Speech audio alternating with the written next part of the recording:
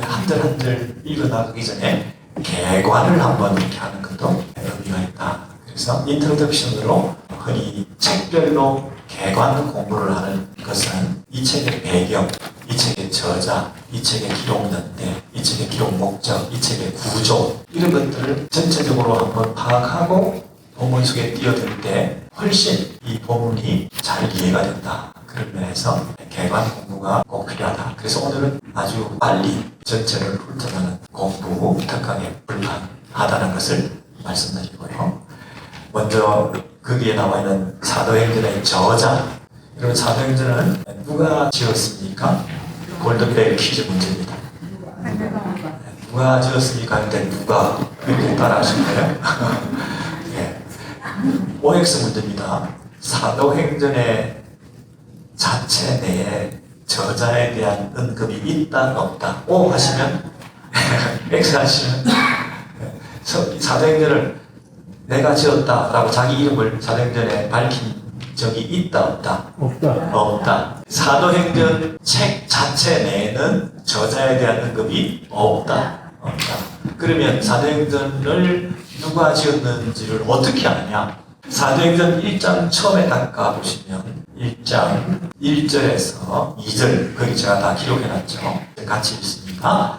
데오빌로여 내가 먼저 쓴 글에는 무릇 예수께서 행하시며 가르치시기를 시작하신부터 그가 택하신 사도들에게 성령으로 명하시고 성천하신 날까지의 일을 기록하였노라. 그렇죠. 여기 보면 사도행전에서 내가 먼저 쓴 글에는 이렇게 되어 있거든요. 그러면 사도행전은 두 번째 쓰여진 책이고 그 앞에 쓰여진 책이 분명히 있다 이 얘기죠. 먼저 쓴 책은 그러면 뭐냐? 먼저 열왕기 상하 이렇게 나누었던 것처럼 한 책인데 두 볼륨으로 썼다는 건가? 아니면 별개의 책인데 먼저 앞에 썼던 책과 이번에 쓴 책을 이렇게 얘기한 건가 할 때 여기서는 먼저 쓴 글에는 이 말이 한 책의 두 볼륨이라는 뜻이죠. 맞습니까? 예. 그래서 누가복음과 사도행전은 하나의 책인데 그 한 책의 전편과 속편이라는 뜻이죠. 예. 그래서 사도행전을 누가복음 없이 읽으면 된다 안 된다? 안 된다. 예. 누가복음은 사도행전까지 가서 결론이 나야 되는 거다.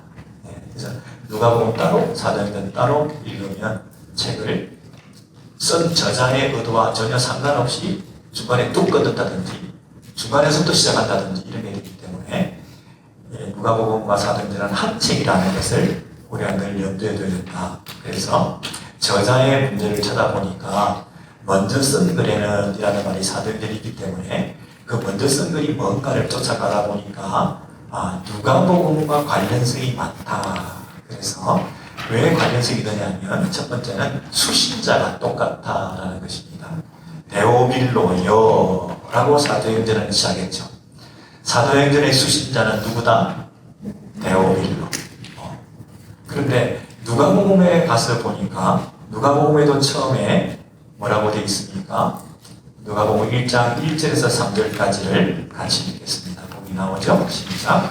우리 중에 이루어진 사실에 대하여 처음부터 목격자와 말씀에 일꾼된 자들이 전하여 준 그대로 내력을 저술하려고 붓을 든 사람이 많은지라 그 모든 일을 근원부터 자세히 이루어 살핀 나도 데오빌로 각하에게 차례대로 써보내는 것이 좋은 줄 알았노니 이런 데오빌로 각하가 알고 있는 말을 더 확실하게 하려 함이로다. 이 편지에 받는 사람이 누구라고요? 데오빌로. 그 데오빌로라는 사람이 누군가에 대한 호칭이 각하 이렇게 존칭을 쓰고 있기 때문에 로마의 고위 관리였을 것이다 이렇게 추측을 하죠. 그러면 데오빌로는 예수 믿는 사람이었다 아니었다? 잘 모른다.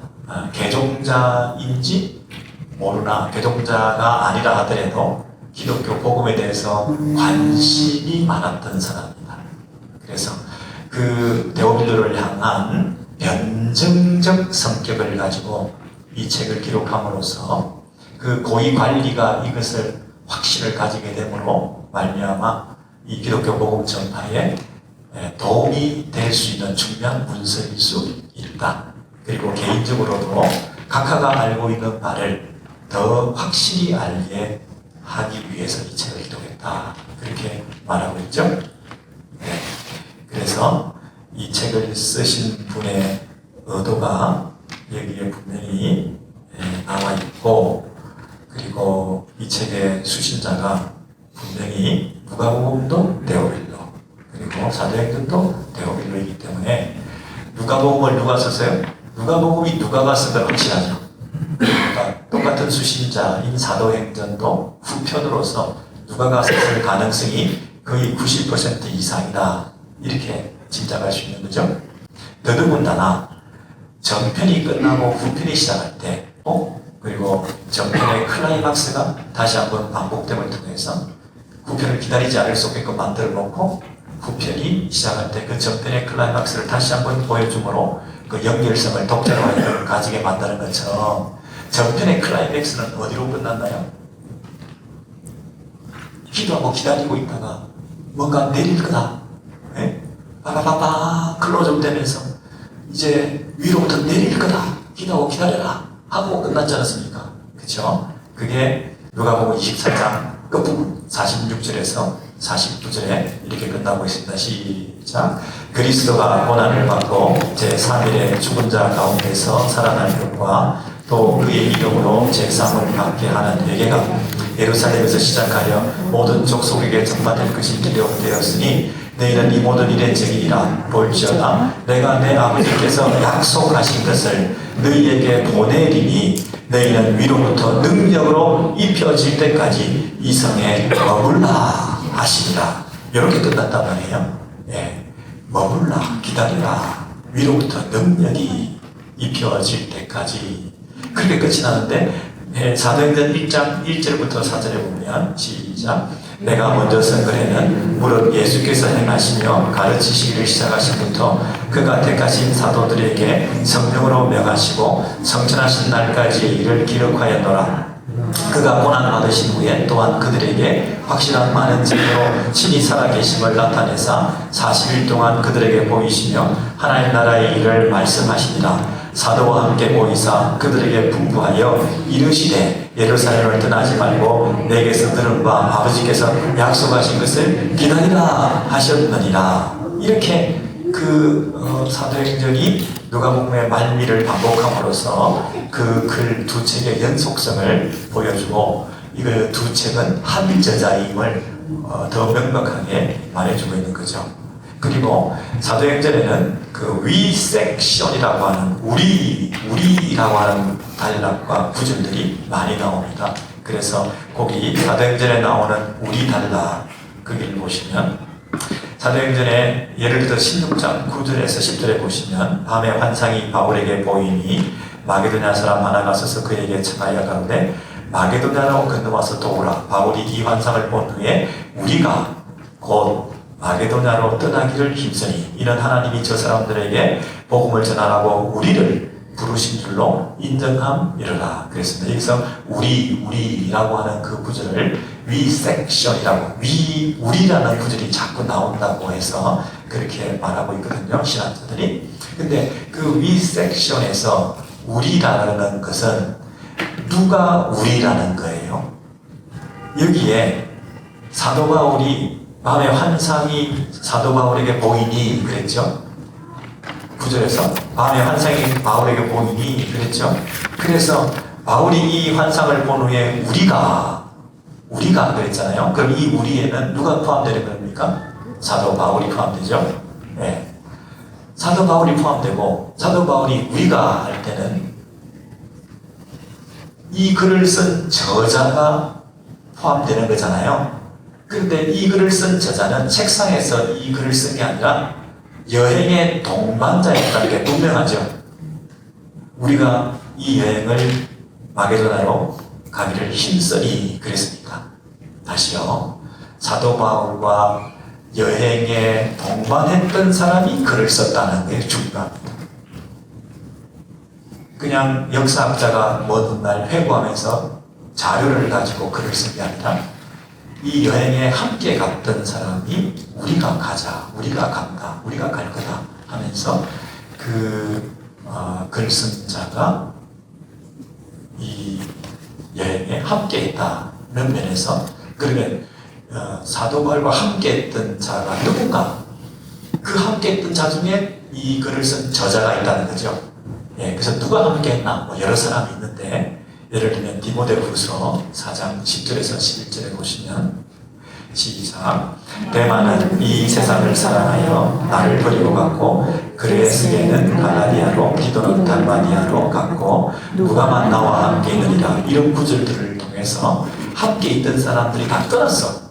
그죠? 근데 디모데후서를 쓸 당시는 로마에서 감옥 안에서 또는 핍박과 고난 가운데서 마지막에 쓴 서신 중에 하나가 디모데후서인데 그렇게 따지면 사도행전은 마지막 남아있는 자들 가운데서 썼을 가능성이 많죠. 사도행전이 후기에 기록된 거니까.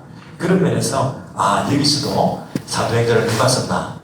사도행전은 우리 중에 누가 썼다. 근데 마지막까지 동반하고 따라갔던 사람 누군가? 라고 할 때 누가일 가능성이 더 높다. 네. 그래서 거의 99% 이상 누가가 아니겠나. 이런 식으로 공부해가는 것이 성경 개관 공부예요. 네. 우리는 누가다 이러면 끝나는데 이렇게 내정과 외정을 통해서 성경 자체 안에서의 증거들을 찾아가면서 역사적인 기록들을 대조해가면서 사도행전은 누가가 쓴 게 확실하다라고 하는 또 하나의 증거는 뭐냐면 3번에는 누가의 직업인데요. 누가의 직업은 골로새서 4장에 분명히 그를 의원이다 이렇게 언급을 하고 있습니다. 사랑을 받는 의원 누가와 또 데마가 너희에게 무난하느니라. 그래서 누가는 직업이 의사였구나. 요즘 의사들하고 조금 다르겠죠. 그 계층이나 어떤 대구나 이렇게 좀 다르긴 하겠지만 그 당시에도 의사로서의 어떤 자연과학에 대한 일이라든가 또는 학문을 체계적으로 조직적으로 오르가나이즈가 잘 되어서 이렇게 적극적이지 않고 매사에 자세히 관찰하는 그리고 구체적인 언급을 하는 그리고 병명도 이렇게 대충 병났습니다 하는 게 아니라 이질입니다. 네. 열병입니다. 이렇게 구체적으로 언급하는 거. 그리고 사도 바울이 멜리데 승리가에서 뱀에 물렸을 때 뭐라고 얘기하냐면 몸에 붙든지 아니 쓰러져 죽든지 이러고 있었는데 아무렇지도 않았다. 이런 어떤 진찰, 관찰, 진료 행위와 같은 그런 언급들이 사도행전에 많이 나오거든요. 근데 누가복음에 나오는 그 용어나 그 단어들이 보면 의학 용어가 많이 나와요. 누가복음에 예를 들어서 부자가 바늘기에 낙타가 들어가는 것보다 천국 가는 게 어렵다 이런 구절을 해서 그 바늘이라는 단어가 헬라어로 두 종류가 있는데 낚시 바늘도 있고 수술용 바늘도 있고 그렇다는 거예요. 근데 마태복음 비로소 다른 복음서에는 그 바늘이 낚시 바늘, 그들이 어부들 출신들이 많으니까 낚시 바늘의 그 구멍에 대해서 단어를 썼다면 누가복음에서 그 바늘이 수술용 바늘을 썼다는 거예요. 그리고 바늘 귀할 때 그 구멍도 의학적 용어라는 거예요. 몸에 있는 구멍들을 이렇게 얘기하는 헬라어에. 그래서 이게 똑같은 글을 씀에 있어서 직업이 가지고 있는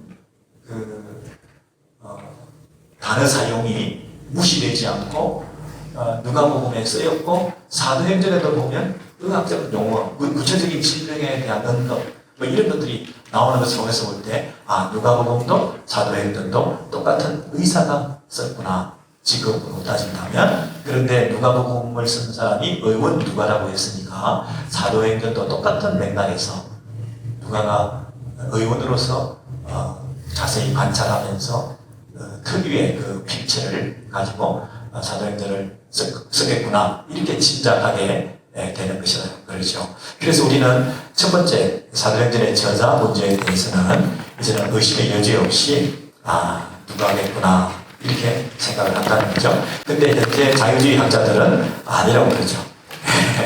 이렇게 분명한데도 아니라고 그러죠. 아닌 이유는 더 많다. 이렇게 반대를 위한 반대를 하기 위해서는 얼마든지 또 만들어낼 수가 있으니까요. 자, 두 번째는 사도행전의 기록 연대. 이게 뭐 중요하냐? 언제 썼든지 뭐가 상관이 있냐? 우리가 하나님 말씀으로 믿는데 이러지 마시고 이 사도행전이 언제 기록했냐? 역사적 배경을 이해하는 것이 중요할 수 있어요. 여러분, 로마의 사도 바울이 도착한 것은 거의 AD 60년, 61년, 62년 그 의간으로 알고 있고요. 그리고 너무나 확실한 사건 하나는 뭐냐면 네로 황제의 그 대화재 핍박 그 사건은 AD 64년이죠. 기억하십시오. 날짜까지 7월 18일입니다. 로마 대화재는 역사적으로 너무나 다 잘 알고 있는 AD 64년 사건, 7월 18일 사건, 그걸 우리가 알고 있을 때 사도행전 제일 마지막에 28장 30절에서 31절에 같이 읽겠습니다. 시작. 바울이 온 이태를 자기 셋집에 머물면서 자기에게 오는 사람을 다 영접하고 하나님의 나라를 전파하며 주 예수 그리스도에 관한 모든 것을 담대하게 거침없이 가르치더라. 이렇게 사도행전이 끝이 나고 있기 때문에 우리들이 사도행전에 로마 대화재 사건이 언급되지 않고 있다고 확인할 수 있고, 로마의 대화재 사건이 일어났으면 그 이후로 네로의 그 핍박이 몰아닥쳐서 이 전도가 제대로 될 수 있는 그런 분위기가 아니었을 거 아닙니까? 근데 사도행전은 어떻게 끝나냐면 온 이태의 말은 2년을 fully 2년 내내 온 2년 동안에 그 집에 머무르면서 이 자기 셋집이라는 것은 가택연금 상태에서 비교적 자유롭게 감옥에서 완전히 지하 감옥에 들어가서 꼼짝 못하고 있는 이런 상태가 아니라 비교적 자유로운 활동이 가능한 상태에서 그 집에 찾아오는 사람들을 다 영접하고 하나님 나라를 예수 그리스도에 관한 모든 것을 담대히 거침없이 가르쳤다. 자유로운 전도가 일정 부분 허락되는 이런 상황이 있었기 때문에 이것은 사도행전이 언제 기록되었다? 적어도 AD 64년 이전에 기록되었을 가능성이 많다. 이렇게 보는 거죠. 이해되십니까? 네. 어떤 분들은 아예 80년이다. 그냥 핍박이고 이런 거 없이 한참 세월이 지나서 80년대에 기록했다. 이렇게 말하는 사람도 물론 있죠. 그렇게 말하는 근거는 이 핍박이 지속되는 기간을 피해야 되니까. 그죠? 그런데 이 바울이 언제 순교를 당했냐면 67년, 68년이라고 우리는 믿고 있습니다.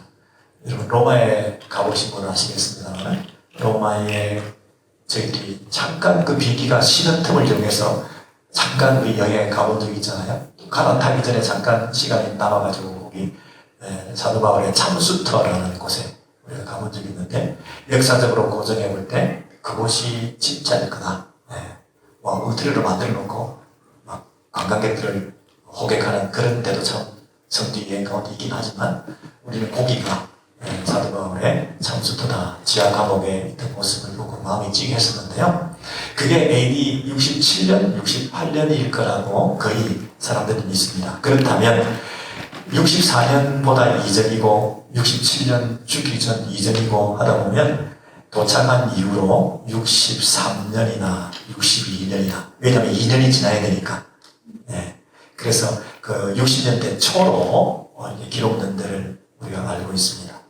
그래서 사도 바울이 생전에 사도행전을 로마에서 61년, 62년, 63년 이 어간에 기록했다는 것이 나중에 우리 공부를 쭉 하다 보면 아구가수로 맞아떨어져 가는 경우가 있거든요. 그 당시에 그 황제나 또는 총독이나 뭐 이런 그 언급들을 통해서 이 고고학적으로도 고증할 때 사도행전의 역사성을 우리가 확인받을 수 있으니까 이런 면에서도 우리가 공부를 할 필요가 있죠. 그래서 여러분 사도행전은 AD 65년에 기록되었다. OX.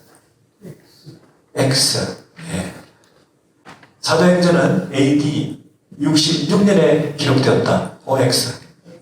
X. 적어도 우리 오래질교에서는 답을 X로 간주하겠습니다. 64년 이전이다. 우리는 그렇게 믿습니다. 자, 그러면 사도행전의 주제는 뭐냐? 사도행전 1장 8절의 확장이다. 그렇게 말하죠. 사도행전 1장 8절을 외우시죠. 저를 보시고 하시겠습니까? 아니면 읽으시겠습니까? 예, 읽겠습니다. 여러분의 실력이 시작.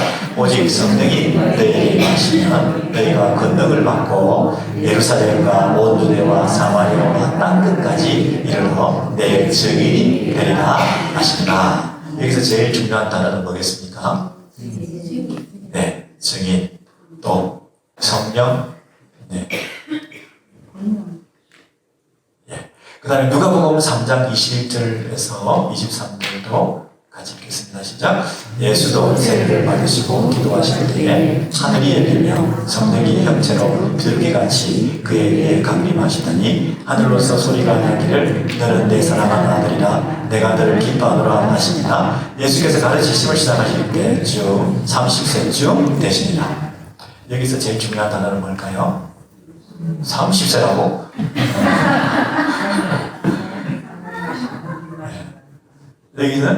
여기도 성령이죠. 그래서 사도행전이나 누가복음이나 첫 부분에 사도행전 1장 8절 성령이 누구에게 임하시면 너희에게 임하시면 너희는 누구? 예수님의 제자들 이 땅의 교회에게 임하시면 이 교회와 이 땅의 성도들이 제자들이 해야 될 일은 뭐냐면 그 성령의 능력으로 예루살렘과 온 유대와 사마리아와 땅 끝까지 예수님의 증인된 삶을 살아가는 것. 이것이 사도행전의 주제예요. 그러면 책이 두 권이 아니라 한 책이라고 했으니까 누가복음도 처음에 중요한 단어가 뭐가 나올 것 같아요? 성령이 그 말이죠. 사도행전은 예수님의 제자들의 사역이라고 한다면 누가복음은 예수님의 사역이지 않습니까? 그러면 예수님도 누구에 의해서 능력을 받아? 성령의 능력을 받아 예수님의 생애와 예수님의 사역과 예수님의 삶과 죽음의 그 일생이 성령에 매인 삶을 살았다고 한다면 이제 사도행전도 예수님의 제자들도 누구에게 매여? 성령님께 매여 성령님의 권능을 받아. 그러니까 누가복음과 사도행전 전체 책은 성령행전이다. 이렇게 얘기를 해야 되는 거죠. 예. 그래서 예수님도 이 땅에서 사역을 하시다가 하늘로 승천하셨는데 그러면 누가복음은 그분의 지상사역이었다고 한다면 사도행전은 그분이 천상사역이다. 누구를 통한? 성령님께서 이 땅에 당신의 제자들을 통하여 이루시고자 하시는 당신의 천상사역을 사도행전에서 계속하게 하셨다. 사도행전은 단순한 사도행전이 아니라 성령행전이다. 맞습니까? 네. 그리고 사도행전은 사도들의 성령행전일 뿐만 아니라 예수의 영을 위에서부터 부어주신 천상에 계시는 그분이 이 땅에 성령을 예수의 영을 이 땅에 부어주셔서 천상에서 이 땅에 우리로 하여금 대행케 하시는 예수의 천상사역이다. 맞습니까? 네. 예수님께서 누가복음에서 당신의 지상사역을 성령님의 의존해서 감당하시다가 그분이 하늘에 오르시고 성령을 보내주셔서 예수님의 제자를 통해서 당신의 지상사역을 이어가게 하시는 천상사역이 사도행전이다. 맞습니까? 네. 그러면 누가복음과 사도행전은 별개의 행전이 아니라 하나의 행전이고 하나의 예수님의 사역의 시작이요 완성이다. 그리고 그분은 지금도 하늘에서 우리를 통해서 일하고 계신다. 단순히 사도행전 사람들이 움직여가는 책으로 그렇게 보시면 안 되는 것이 인물 중심의 성경 공부의 맹점이죠. 그래서 우리는 사도행전에 예수님을 떠나보내고 남아있는 사도들이 어떻게 살았느냐를 보면서 사도행전에 나와 있는 그 사도들을 본받아라. 베드로를 본받아라. 사도 바울을 본받아라. 빌립보사를 본받아라. 이렇게 성경 공부도 하고 그렇게 우리가 본을 삼아가야 되겠습니다만은, 그러나 그 사람이라고 하는 인물 한 사람 한 사람은 결국 성령의 메인 사람이죠. 그리고 예수의 영의 메인 사람이죠. 그래서 우리는 결국 그 사람들을 볼 것이 아니라 그 사람들을 통해서 일하시는 성령의 사역에 우리가 눈을 떠야 되고, 우리가 베드로를 본받고 바울을 본받게 되는 것은 그 인간 그들을 본받는 것이 아니라 그들에게 똑같이 임하고 계시는 성령께서 그들을 어떻게 드라이브해 가시고 그들을 통해서 일하시는지, 그런 면에서 사도 바울과 베드로 그 예수님의 제자들이 걸어갔던 길은 한결같이 예수님을 본받아 가는 삶이었다는 거예요. 우리가 예수님을 본받자가 아니라, 그 본받음이라고 하는 것은 내 안에서 누군가를 본받아 가자 하는 자기 의지로 본받아 갈 수 있는 게 아니라 내 안에 성령께서, 동일한 성령께서 들어오심으로 그 베드로와 사도 바울이, 예수님의 제자들이 예수를 본받아, 그리스도를 본받아 그의 삶을, 일생을, 그의 사역을, 그들의 인격을 다듬어 가면서 그 안에 계시는 성령께서 그 인생을 끌고 가셨던 것처럼, 우리가 그리스도를 본받는다는 것은, 사도들을 본받는다는 것은 내가 본받아야지 내 의지가 아니라 내 안에 성령께서 충만히 거하심으로 말미암아 성령께서 내 삶을 이끌어 가심으로 나도 모르게 예수를 본받고, 그 예수를 본받아 갔던 사도들을 본받아 가는 삶을 우리가 살아갈 수 있다는 거죠.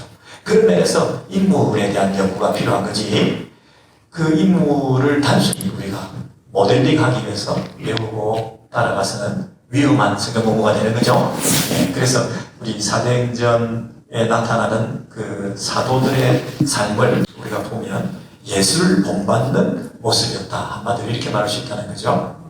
그리스도를 본받아. 이것이 우리의 목표죠. 저와 여러분이 이곳에 있는 이유가 뭡니까? 예수 그리스도를 본받기 위해서. 근데 의지적으로 또는 흉내내며 닮아가려고 애를 쓰는 것이 아니라 내 안에 성령께서, 사도행전 1장 8절이나 누가복음이나 성령께서 우리 안에 들어오심으로 말미암아 그분께서 우리의 삶이 예수 닮게끔 만들어 가시는 그 일을, 오늘 제일 처음 모범을 보인 게 누구라고요? 베드로와 사도 바울과 스데반과 같은 1차 예수님의 제자들을 따라갔던 분들이라는 거예요. 그런 면에서 우리가 그 제자들의 삶을 연구하는 게 가치가 있고 의미가 있다. 그래서 베드로를 보시면, 베드로는 각종 그 병자들을 고치고 안전뱅이를 고치고 하는 그 일들을 예수님께서도 하셨는데, 베드로도 그러한 사역을 했죠. 누구의 능력으로? 성령의 능력으로. 내가 금과 은은 없으나 예수 그리스도 이름으로 일어나라 하는 그런 담대함을 가지고 성령님을 의존해서, 그리고 예수님께서 나인성 과부의 아들을, 죽은 아들을 또 살리셨는데, 베드로가 생각할 때 내가 죽은 자를 어떻게 살리겠냐 하고 포기했으면 못할 거잖아요. 근데 예수님의 사역을 바라보고 그 사역을 본받아가며 동일한 성령의 역사를 믿고 죽은 자도 다시 살아나게 하실 수 있다는 믿음으로 죽은 여제자 다비드를 살려내시기도 하셨다는 거죠. 그런 이 초대교회 사도행전에 나와 있는 이런 기적 사건이 사도행전에 기록된 것은, 이제 우리가 그 사건을 바라보는 태도가 사도행전에 나와 있는 그 모든 사건들을 계시사적인 면에서 우리가 봐야 될 필요성이 좀 있어요. 반대말은 뭐냐면 모범적인 면에서 본받아가야 된다고 하니까, 그 베드로가 행했던 그 기적을 오늘날 동일하게 우리도 행할 수 있다, 또는 예수님께서 무리를 걸으셨기 때문에 우리도 무리를 걸을 수 있다라는 차원의 모범적으로 무조건 그것을 리핏할 수 있도록 하기 위해서 그 책을 기록한 것이 아니라, 엄연히 누가복음이나 사도행전은 그 성경 기록을 통해서 예수님이 어떤 분이신가 하는 것을 계시해 주시기 위해서 기록한 책으로 1차적으로 받아들여야 되는 거죠. 그 계시적인 의미를 가지고 그 책을 받아들이지 않고 모범적으로 그걸 받아들이게 되면 사도행전의 성경에 분명히 있으니까 오늘도 이것을 재현할 수 있다고 무조건 모범적으로 접근하다 보면 너무나 많은 충돌이 생기고 신학적으로 오류가 생길 수가 있죠.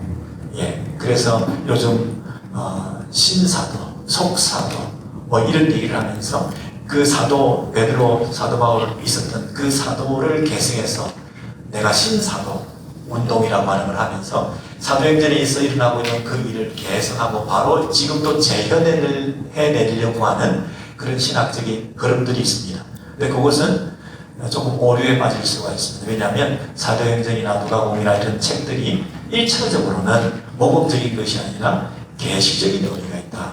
그래서 예수님은 누구나 죽은 자도 살리시는 하나님의 아들이시요 생명을 주관하시는 분이시다. 그리고 그 무리를 그르시는 사건을 통해서 우리도 무리를 그를 수 있으니 흉내내라는 것이 아니라 그 무리를 긋게 그르시는 분이 누구냐? 자연과 이 모든 피조세계를 다스리고 지배하실 수 있는 저분이 바로 창조주시구나. 병자를 고치는 일들을 통해서 저분이야말로 참된 의원이시구나 하는 좋은 의사의 모델로서 우리가 볼 것이 아니라 모든 질병의 근본 원인이 죄 문제를 해결하기 위해서 이 땅에 오신 참 구원자시구나. 오병이어 사건을 통해서 먹이시면 야, 저분이야말로 우리의 경제 문제를, 방해 문제를 해결해 주시는 우리의 해방신학이나 민족신학의 어떤 주인이시구나. 그렇게 받아들이는 것이 아니라 저분이 우리 인생의 필요를 공급하시는 참떡이시구나. 저분이 생수이시구나. 저분이 정말 목마르지 않는, 영원히 마르지 않는 생명의 물이시구나. 이런 것을 가르쳐 주시기 위해서 물도 주시고 떡도 주시고 이렇게 하시는 거지. 그거를 지금도 떡 달라, 지금도 물 달라 이렇게 얘기를 하는데 성경적으로 잘못 해석하는 것이니 굉장히 그런 부분에서 신학적으로, 목회적으로, 교파적으로 많은 다툼들이 있는 것을 우리가 좀 이해를 할 필요가 있어. 그래서 사도행전을 어떻게 접근하고 이해하느냐에 따라서 이게 굉장히 시험에 들기도 하고 또 신앙의 어떤 부침을 거듭하게 되기도 하고 그래서 여러분의 그 사도행전 이해가 참으로 중요해서 이번에도 사도행전을 공부하면서 조금 그런 신학적인 코멘트가 필요할 것 같아서 오늘 말씀을 나누고 있습니다.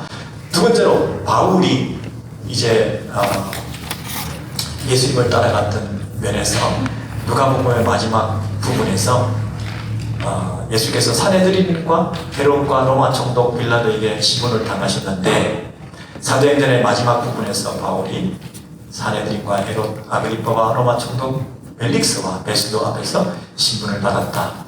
여러분 다분히 이 배치와 또 연결이라고 하는 것을 똑같은 저자가 예수의 생애와 사도들의 생애를 이렇게 연결시키면서 독자들로 하여금 예수님의 제자들은 예수를 따라가는 겁니다. 예수님의 제자들은 결국 예수의 운명처럼 되는 거구나. 예수의 제자들은 예수를 따라가다 보니 예수가 받았던 그 핍박과 환난을 당할 수밖에 없는 거구나. 예수의 제자들은 예수의 길을 따라가는 것이 참된 도리구나 하는 것을 이 저자가 의도적으로 배치해 주시면서 이것을 연결성을 가지고 기록하고 있고 뿐만 아니라 이 말하는 것도요 굉장히 따라하게 되고 똑같은 모욕을 당하게 되고 그러면서 우리의 처지가 예수님의 그 뒤를 따라가는 제자로서 능히 감당할 수 있는 이런 모욕과 이런 아픔을 겪는 것이 당연하다. 이런 언급을 이 독자들에게 하고 있는 거죠. 예수님께서도 유대인들이 이 사람을 없이 하소서 하는 이런 외침을 받았는데 바울도 유대인들로 하여금 그를 없이 하소서 이런 외침을 들었던 그리고 스데반 같은 경우에도 예수께서 마지막 운명 직전에 아버지여 내 영혼을 당신의 손에 맡기나이다 이렇게 말씀하시고 무명하시는데 스데반도 주 예수여 내 영혼을 받아주옵소서 이렇게 자신의 사역, 자신의 병고침, 자신의 처지, 자신의 운명, 자신의 핍박뿐 아니라 마지막 죽음조차도 예수님을 따라가는 그런 모습을 보이고 있죠. 예수님께서 자기를 처형하는 자들을 위해서 아버지여 저들을 용서하여 주옵소서 자기들이 하는 일을 알지 못하나이다 이렇게 말씀하셨던 것처럼 스데반도 돌로 치는 자들을 향해서 주님 이 죄를 저들에게 돌리지 마옵소서 용서를 기도하는 것으로 자신의 죽음을 봐주셨다는 거죠. 이런 것들이 독자들로 하여금 예수님의 제자들은 예수님을 따라가는 자들이다. 이런 그 감동을 받고 그렇게 살아가게끔 만드는 것입니다. 여러분, 이 스데반이 그 설교한 걸 보면 그 성전에 대한 신학이 가득 차 있었습니다. 스데반이 이해한 그 예수님의 삶이라고 하는 것은 이 땅에 참된 성전 건축을 위해서 오신 분이다. 이제 스데반 설교를 좀 읽어보십시오. 그러면 그 당시에 있었던 건물로서의 성전, 그 건물로서의 성전이 유대사회를 지배하고 그 성전 중심의 사회를 살고 있던 상황에서 스데반이 건물로서 성전을 부정하고 이제 성전의 실체로서 오신 예수를 증거하면서 이 하나님을 어느 한 장소에 가두어 놓으시는 분이 아니다 라고 얘기하고 이제 스데반 자기도 걸어다니는 하나의 성전으로서 내 삶을 새롭게 시작할 수 있는 신학적인 지평이 열리게 되었던 거죠. 그래서 예수님께서 네 몸이 하나님이 가시는 거룩한 전인 줄 알지 못하느냐, 성령의 전이다 하는 그런 면에서 이 성전에서 가장 많이 언급되고 기능되어야 될 것이 사죄입니다. 용서입니다. 성전에서 일어나는 것은 용서입니다. 예수님이 성전의 기능을 하시면서 예수님께서 그 성전의 용서를 그들에게 선포하셨다고 한다면 스데반도 동일하게 성령의 전인 자기 몸에서 용서를 선포하실 수 있는 성전의 기능을 마지막까지 다하고 있는 그 건물로서의 성전을 부정하는 그런 어떤 그 깊은 내용들이 스데반의 설교 안에 이렇게 스며 있는 것을 여러분 읽을 수가 있습니다. 여러분 집에 들어가셔서 그 스데반의 설교를 쭉 읽어보시면 이게 그냥 죽기 전에 체념하고 용서하는 게 아니구나 이런 것을 여러분이 아실 수 있을 거예요. 자, 이제 중요한 것은 사도행전의 전체 구조입니다. 빨리 가겠습니다. 사도행전 1장 3절에 보시면 그가 고난 받으신 후에 또한 그들에게 확실한 많은 증거로 친히 살아계심을 나타내사 40일 동안 예수님께서 부활하시고 나서 뭐 하셨습니까? 바로 승천하지 아니하시고 40일 동안 그들에게 보이시며 하나님 나라의 일을 말씀하시니라. 이게 사도행전 1장 3절에 있습니다. 그런데 사도행전 제일 끝에 바울이 담대히 전파한 게 뭡니까? 하나님 나라를 전파했다 그랬죠. 그러니까 사도행전 1장과 마지막 장이 무엇으로 둘러싸여져 있습니까? 하나님 나라. 예수님께서 여러분 부활하시고 난 다음에 그 승천하시는 그 사이가 얼마나 중요한 시간이었겠습니까? 그 40일의 그 기간이라고 하는 것이 왜 빨리 승천 안 하시고 그 시간에 그냥 이 땅에 스테이하고 계셨던 거란 말입니까? 왜? 이 땅에 미련이 남아서 이 땅에서 뭐 청산할 일이 많아서 이 40일 동안 남아있는 그 시간은 오롯이 하나님 나라를 전파하고 전하고 가르치는 그 일을 위해서 전념하신 시간들이죠.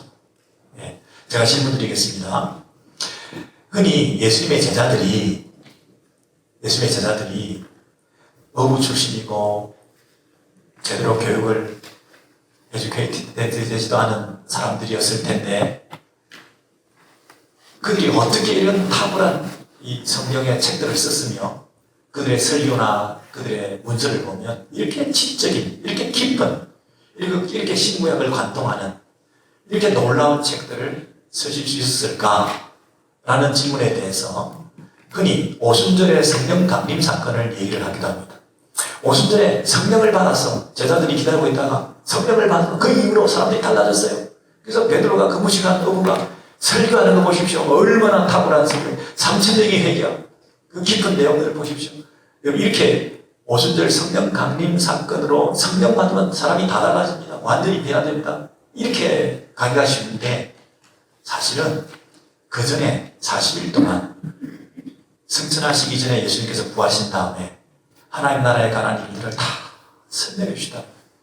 여러분, 예수님으로부터 저자직감, 예수님부터 직접 자기가 왜 죽었는지, 왜 살았는지, 왜 왔는지, 하나님의 계획은 뭔지, 이런 얘기들을, 그 비밀스러운 얘기들을 설명해 주시고 제자들에게 다 구약을 신약과 연결을 시키면서 자신의 인생과 죽음과 삶과 그런 얘기들을 다 연결시키면서 그걸 설명해 주시고 40일 동안 합숙을 하시면서 그래 이 제자들이 완전히 통달을 한 거죠.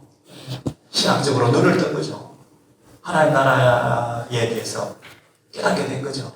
그러니 이제 설교하는 것들이 얼마나 그 파워풀한 설교가 되고 그리고 거기다가 성령을 받게 하셔서 성령의 능력으로 말하게 하심을 따라 그 사명 감당했으니 얼마나 위대한 사역자들이 되었겠습니까?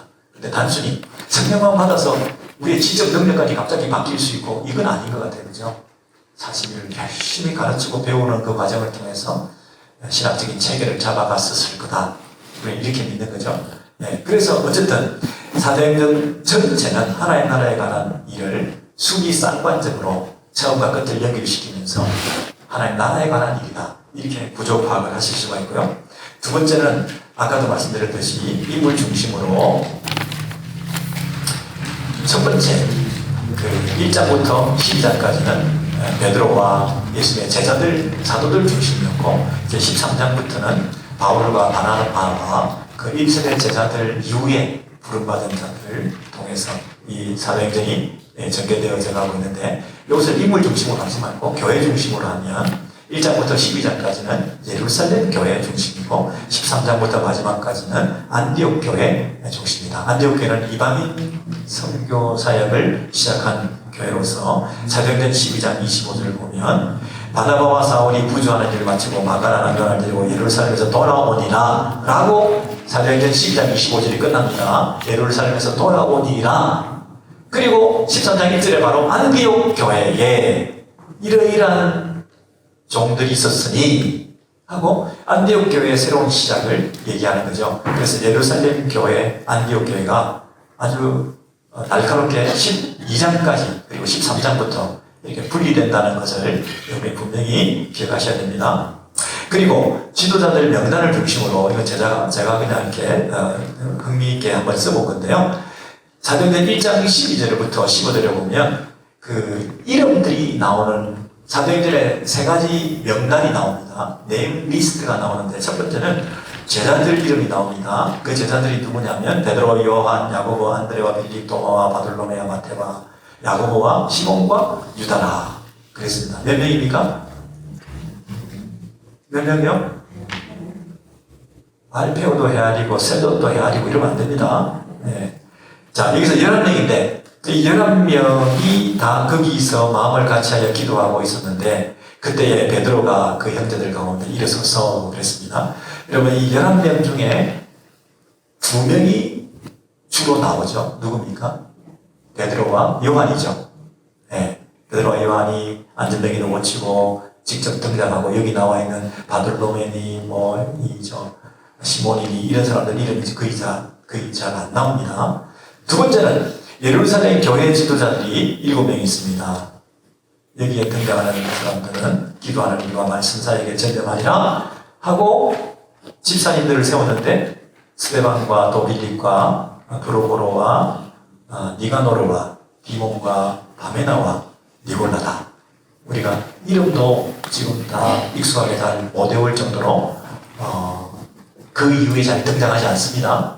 그런데 이 7명 중에서 누가 주로 등장합니까? 두 사람이죠. 스데반과 빌립이죠. 이 두 사람이 주로 등장하죠. 세 번째로 이제 예루살렘 교회 지도자가 아니라 이방인 교회 지도자들인데 5명이 등장합니다. 안디 교회 선지자들과 교사들이 있었으니 바나바와 니게를 하는 시몬과 구레네 사람 루기오와 분봉왕 헤롯의 동생 마나엔과 및 사울이라 그랬습니다. 여기서 5명이 등장하는데 여기서 주로 등장하는 사람은 두 사람으로 줄이면 누굽니까? 바나바와 사울이죠. 예. 그래서 첫 번째 명단은 예수님의 첫 번째 제자들 11명, 두 번째는 예루살렘 교회의 6장부터는 지도자들, 교회 지도자들 7명, 그리고 이방인 교회 지도자들은 13장 나오는 그 5명. 그렇게 해서 사도행전 1장부터 28장의 내용을 3등분으로 나누어서 새로운 지도자들을 중심으로 새로운 시대가 시작된다. 그렇게 부족 파악을 할 수도 있다는 거지요. 네. 조금 졸리시죠? 자, 그래서 처음에는 11명인데 2명으로 줄였다가 베드로와 요한 중에 결국 누가 남습니까? 베드로가 주로 남죠. 예. 11, 2, 1. 그리고 이번에는 7명인데 2명은 누굽니까? 바울, 스데반과 빌립인데 사울이 지금 바울을 하는 예. 그 2명인데 스데반은 죽고 빌립이 주로 나중에 막 활동하고 뛰어다니고 있죠. 그리고 마지막 금방 장로님 얘기하셨던 그 5명인데 2명으로 줄었다가 누굽니까? 바나바와 사울이 있었는데 바나바는 조금 이따 사라지고 바울이 이제 주로 뛰어다니게 되죠. 그래서 11, 2, 1, 7, 2, 1 그리고 5, 2, 1 이러면서 아주 이 저자가 이 글을 쓸 때 여기 있는 11명, 7명 전부 다 등장시키고 이들의 활동 상황을 다 기록해가지고는 이게 말이 안 되잖아요. 짧은 지면에. 그래서 그런 식으로 이 글을 기록해 나가고 있다. 그렇게 우리가 볼 수 있죠. 자, 더 중요한 것은 이제 지리적 부분인데 사도행전 1장 8절 오직 성령이 너희에게 마시면 이 예루살렘과 온 유대와 사마리아 땅 끝까지 이것이 주제 구절이었잖아요. 그래서 여기 있는 지역적 구분도 앞으로 어떻게 이 복음이 확장되는가를 처음에 서론처럼 이렇게 해준 거라. 그래서 1장 6절에서 8장까지 예루살렘에서 그리고 8장부터 11장까지 온 유대와 사마리아까지 그리고 땅끝까지가 11장부터 28장까지다. 이렇게 좀 사도행전을 읽어나가시면서 밑줄 쳐가시고 여기까지가 온 유대와 사마리아 여기가 땅끝 시작되는구나 이렇게 읽어나가시면 되겠죠. 예, 그만큼 이 저자가 이렇게 생각을 많이 하고 기록을 했는 것이죠. 그리고 전도 대상을 기준으로 누구를 전도하느냐를 보면서 이렇게 따져보시면요. 첫 번째는 예루살렘 안에 있는 유대인들을 전도했다. 그러니까 이 말은 오렌지 교회 안에 있는 기존 신자들을 전도했다 이런 거예요. 예. 그런데 모태신앙인데 잘 예수 안 믿고 구원의 확신이 없는 사람들을 상대로 전도했다. 유대인들을 전도했다. 두 번째는 예루살렘 밖에 사마리아 땅을 전도했다. 사마리아는 약간 혼혈 종속으로서 아직 유대인도 아닌 것이 이방인도 아닌 것이 그런 상황이죠. 그런데 그 다음에는 이방인인데 예루살렘에 들어온 자를 전도했다. 네. 에티오피아 내시는요, 이방인이기도 하고 내시이기도 하죠. 이분들은 옛날로 따지면 성전에 들어올 수 없는 자들이죠. 이사야서 같은 데 보면 앞으로 새로운 성전이 건설될 텐데 그때는 누구도 들어온다? 이방인도 들어오고 고자도 들어온다. 그 기록 기억나십니까? 이사야 56장인가 보시면 새로운 성전이 앞으로 도래하게 되면 그때는 이방인도 들어오고 고자도 들어온다. 그 예언의 성취로서 세상에 새로운 시대에 새로운 성전, 건물로서의 성전은 없어지고 예수 그리스도의 실체이신 그 성전 안에서 이제 희한하게도 누가 왔어요? 이티오피아 내시가 와서 복음을 듣게 되죠. 그리고 구원의 확신을 가지게 되죠. 그 다음에 예루살렘 밖에 유대 땅 거주 이방인이다. 이 무슨 말입니까? 예루살렘 밖에 있기는 하지만 아직도 이방인에게 직접 나아가지는 않고 유대 땅 안에 있는 이방인, 예를 들면 가이사랴 이달리아 군대 백부장 고넬료 이런 경우. 그 다음에 비로소 이방 땅으로 나갔는데 이방 땅에 나가서도 회당 중심의 유대인 전도를 하게 되는 거죠. 그리고 이방 땅의 본격적인 이방인 전도는 그 이후에 마지막에 1차, 2차, 3차, 4차 전도 여행을 결정하는데 그 전도 여행도 처음에는 가까운 곳에, 그죠?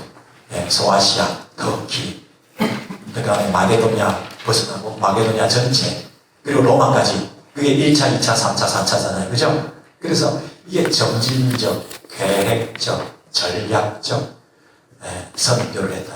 성경을 받고 아무데나 막 뛰어나가는 게 아니라 어떤 면에서는 연습도 하고 준비도 하고 가까운 곳에서 복음을 전하고 친척과 가족들에게 복음을 전하고 미국 내에서 전하고 그러다가 조금 경계선이 불분명한 사마리아 같은 데서도 전해보고 그 다음에 이방 땅에 가보고 아니야 캘리포니아 안에 들어와 있는 이방인들에게 먼저 해보고 내가 이방 땅에 나가기 전에 우리 땅 안에 들어와 있는 이방인들에게 먼저 복음도 전해보기도 하고 이런 과정과 연습과 훈련의 과정을 다 거쳐서 전략적으로 계획적으로 점진적으로 복음을 전해서 이방 땅에 나가서도 갑자기 이방인들을 만날 수도 없으니 유대인들이 모이는 회당에 가서 복음을 전하고 처음부터 1차, 2차, 3차 로마로 뛰어가는 게 아니라 가까운 곳에서 배를 타고 나갔다가 또 돌아왔다가 다시 한번 나가봤다가 재방문했다가 이래서 이런 점진적인 과정이 사도 바울의 전도 여행의 특징이었고 사도행전에 나와 있는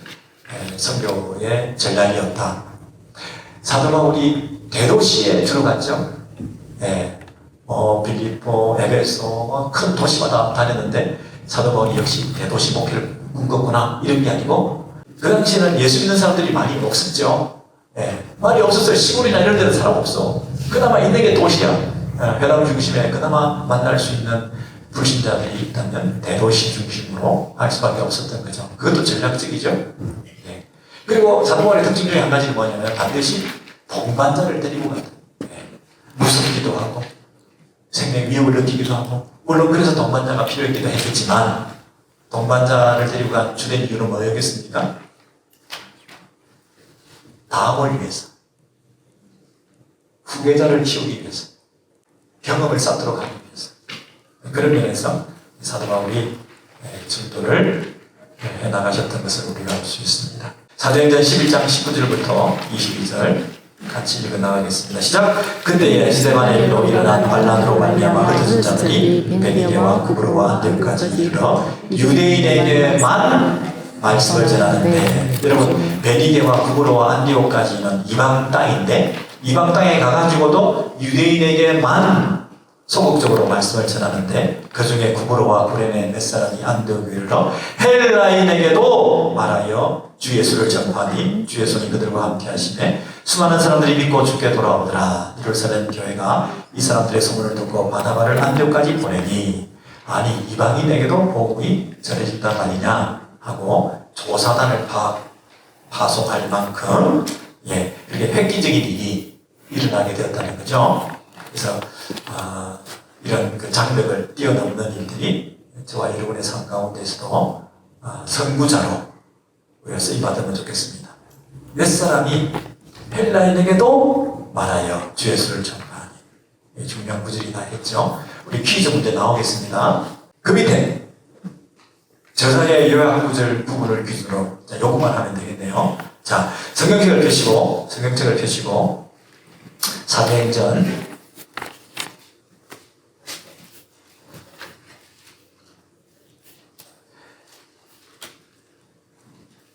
6장 7절 동그라미 치세요. 사도행전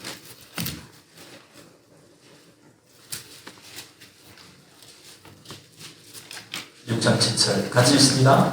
하나님의 말씀이 점점 왕성하여 예루살렘에 있는 제자의 수가 더 심히 많아지고 허다 제사장의 무리도 이도에 복종하니라. 여기 왕성해지고 뭐가요? 하나님의 말씀이 왕성해짐으로 말미암아 제자의 수가 심히 더해지고 심지어 제사장의 무리도 이도에 복종하니라. 이렇게 6장 7절까지 한번 마무리를 짓고 있고 그 다음에 9장 31절에 가셔서 또 동그라미를 치시는데 9장 31절에 가서 같이 읽도록 하겠습니다. 시작. 그리하여 온 유대와 갈릴리와 사마리아 교회가 평안하여 든든히 서가고 주를 경외함과 성령의 위로로 진행하여 수가 더 많아지니라. 이렇게 한 번 또 정리를 했죠. 지역적, 장소적 구분과 함께 영적 의미까지 보태어서 이렇게 하나님 나라가 진전되고 있습니다. 그 다음에 12장 24절에 가셔서 24절도 같이 한번 읽겠습니다. 시작. 하나님의 말씀은 흥왕하여 더하니라 더하더라. 여기도 한 단락을 두고 사도행전이 이렇게 진행되어 가다가 이렇게 열매를 맺고 성장하고 부흥했습니다 라고 한번 단락을 짓고 있죠. 그 다음에 16장 5절에 가서도 동그라미를 치시고 같이 읽겠습니다. 16장 5절입니다. 시작. 이에 여러 교회가 믿음이 더 굳건해지고 수가 날마다 늘어가니라. 동그라미 치시고 여기도 저자가 의도적으로 이런 후렴구들을 계속 넣어줌으로써 사도행전을 내용상 구분짓고 구조적으로 우리가 파악할 수 있도록 여기까지였구나 한숨 돌리고 또 새로운 사역으로 이어나갈 수 있도록 그렇게 해준 거죠. 19장 20절에 우리 같이 읽도록 하겠습니다. 동그라미 치시고 표를 해놓으시고 저자가 이렇게 단락을 입으로 지어줬구나. 시작. 이와 같이 주의 말씀이 힘이 있어 흥왕하여 세력을 얻으리라. 이렇게 19장까지 또 한번 정리를 해주시고 이제 마지막 장으로 가셔서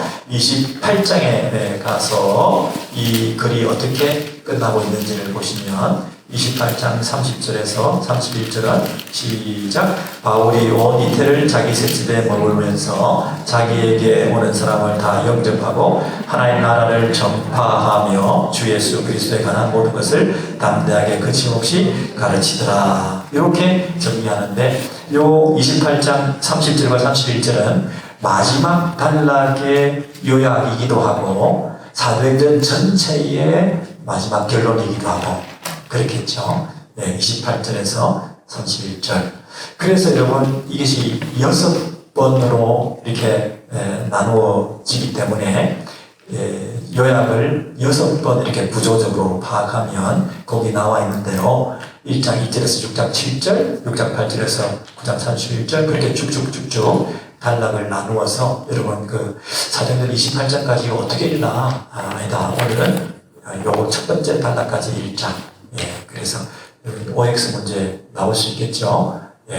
그 성경 사도행전은 저자가 숫자가 더하니라 이 말이 2번 나온다.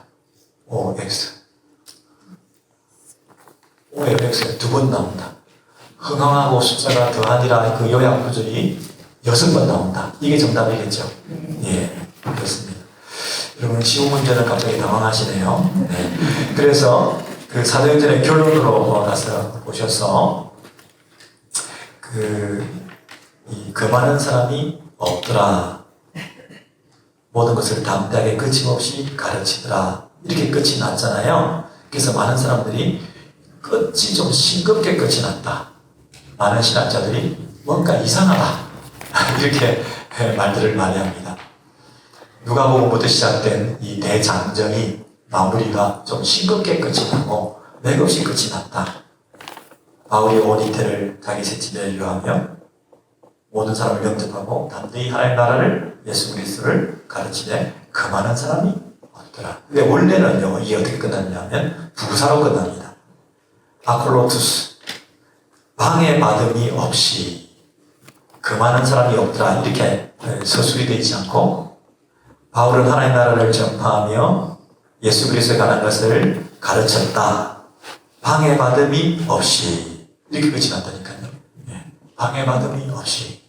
그 말은 싱겁게 끝나는 게 아니라 엄청난 여운을 남기고 끝이 난 거죠. 짙은 여운을 남기고 가장 강력한 마무리다. 이렇게 우리는 믿습니다. 너무너무 지금도 계속되고 있는 사도행전 29장은 우리를 통해서 우리와 함께 지금도 계속되고 있다. 그런 면에서 이 마무리는 나쁘지 않다. 근데 어떤 분들은 이상하다 이거. 적어도 예를 들면 사도행전 27장, 23절에서 24절에 보면 거기 하나님의 사자가 어젯밤에 내 곁에 서서 말하되 바울아 두려워 말라 네가 가이사 앞에 서야 하겠고 그랬죠. 그러니까 적어도 이게 가이사 앞에 서기 위해서 지금 가고 있거든요. 배를 타고. 예. 그런데 가이사 앞에 서는 장면 그걸 기대하는 독자들이 있을 거 아니에요.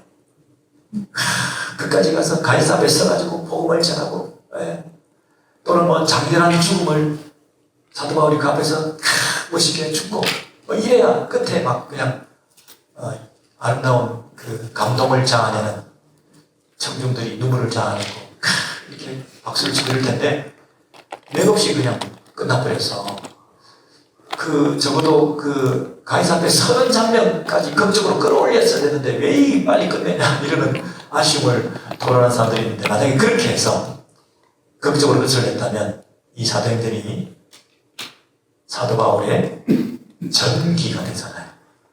사도 바울의 생과 사역과 마지막과 죽음이라고 하는 사도 바울 중심의 위인전이 되어버리잖아요.